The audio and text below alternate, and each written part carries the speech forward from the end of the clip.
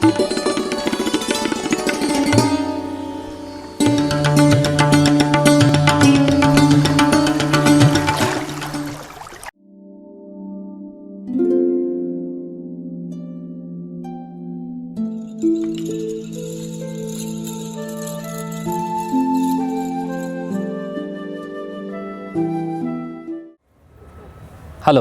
and welcome to the second episode in our series on stroke.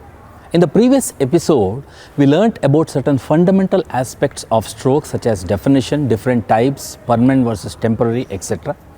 In this episode, we will try to understand what are the risk factors that could probably lead to the causation of stroke.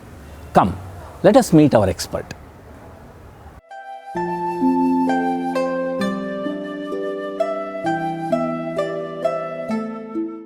Yes, stroke is a preventable disease. So the risk factors that are the conditions which will make a person more prone for development of stroke can be classified into modifiable and non-modifiable. What are non-modifiable? In which we don't have any control, like our age, our sex, our ethnicity, we don't have a control. So as the person becomes older, male, they have more possibility of having a stroke. Now compared to this, the modifiable risk factors are where we can change our risk factors and we can prevent the occurrence of stroke or recurrence of a stroke.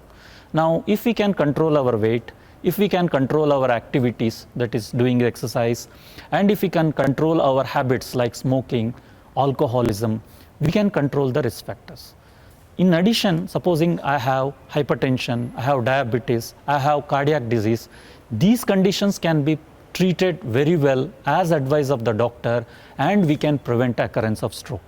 Now we should understand two types of prevention, that is primordial prevention, primary prevention and secondary prevention.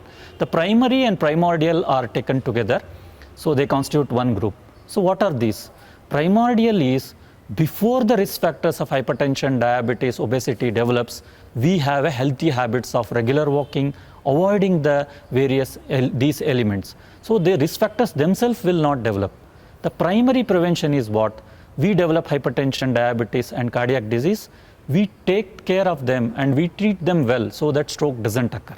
Now once I get a stroke, I may have these risk factors, and if I treat them, my second stroke is prevented. This is called as secondary stroke prevention.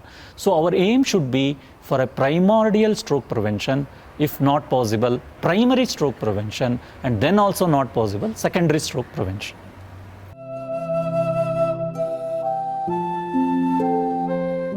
Some patients it may be interlinked, like heart is the pump which is supplying the blood to the brain. Now supposing there is a problem in the heart, there may be a formation of the clot in the heart, and this clot may go and block one of the blood vessels. So what are the conditions which will cause these problems? Supposing somebody has a myocardial infarction, a part of the heart is not, part of a heart wall is not functioning properly. A clot may be formed and the clot may go to the brain. In some conditions called as arrhythmia, heart may not function properly in a regular rate. Again a clot may be formed and clot may go. And in India, some of the mitral valve and rheumatic valve diseases are common, which may cause clot formation, and again they form a stroke risk factors. So around 20 to 30% of all ischemic strokes may be related to the heart and heart related conditions.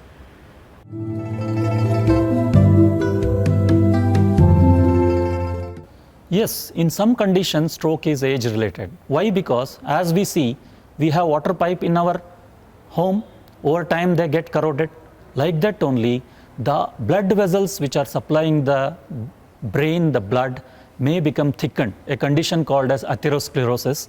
So there may be progressive stenosis of the blood vessels and a clot may form. Also, the small penetrating blood vessels of the brain may become sclerosed and blocked over the ages.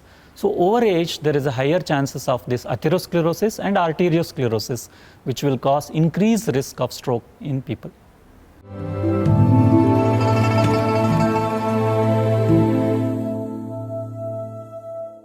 See, usually stroke is considered to be common among elderly people. That is, some people tell more than 55 or 60.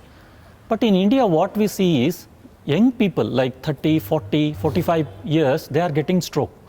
Now, if this person, young fellow, gets a stroke, it's a very huge economical problem for him and his dependents. So it's a very important thing. I think these are probably related to our bad habits of not following the regular exercise, taking good nutrition, and avoiding the advices of the doctors and development of the risk factors in the younger age. So this is very important, relevant to a developing country like India.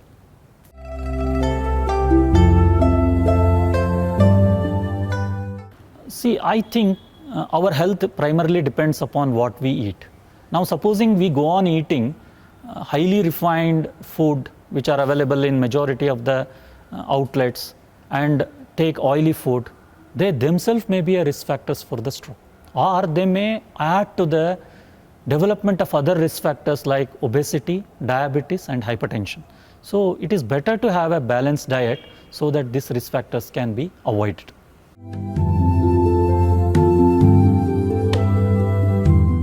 This is a very important aspect. Now, there are some illicit drugs like cocaine and amphetamine which can suddenly increase the blood pressure of a person. So it may cause a brain hemorrhage, and a young fellow who is taking them may develop brain hemorrhage, and there is a 50% chance of death in him. So I strongly advise not to take this drug, illicit drugs, and have a stroke.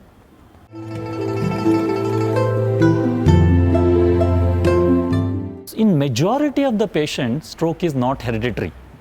Why? Because it is the interplay of the risk factors and the environment. In majority, the risk factors are due to the modifiable or treatable risk factors, which are obviously not hereditary. But there are very few or rare syndromes which are hereditary, which can cause stroke in a family. But in majority of us need not be worried about the hereditary aspect of the stroke. So the doctor will decide whether that issue is there in a given patient.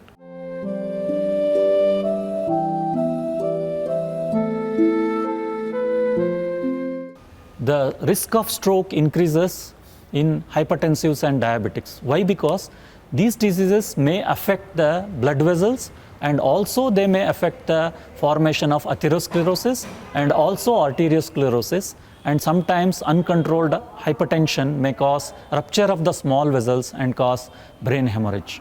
So good control of these risk factors is very important for prevention of the stroke and prevention of the second stroke.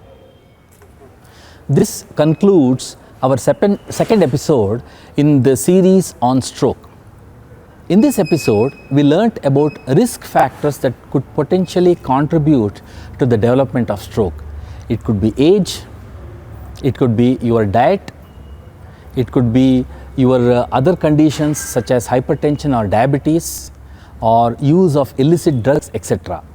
So in our next episode, we'll be back with more information related to stroke.